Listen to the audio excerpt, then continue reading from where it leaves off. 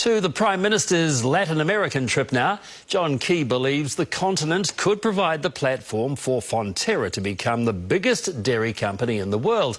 And he says there's plenty of trade potential in this country sharing its farming know-how with its South American partners.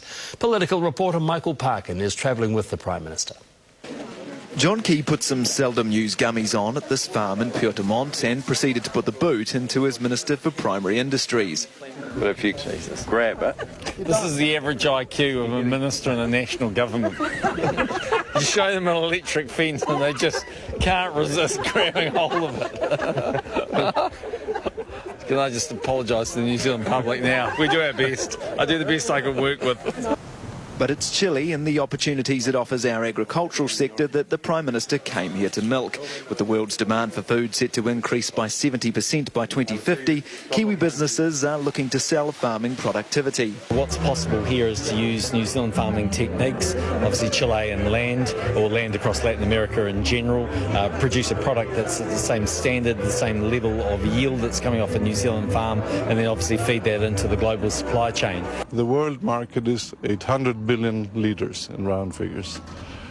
New Zealand produces 2% of that, and Chile produces 0.2% of that. So I think that there's no way that we will be competing, and I think we can collaborate very much. Fonterra already owns the biggest dairy company in Chile, Soprole, a billion-dollar business using cows derived from New Zealand stock on pasture grown from New Zealand seeds, which, if it wasn't for the ponchos, you'd think was Waikato.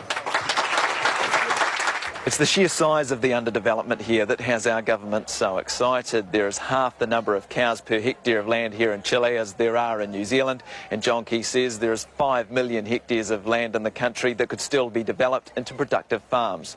If New Zealand's producing 17 billion litres of milk a year, we're already producing 5 billion offshore.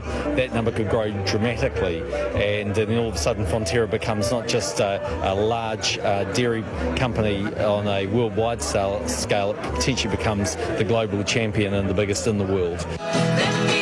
So it's a relationship both Chile and New Zealand are making a song and dance about. Michael Parkin,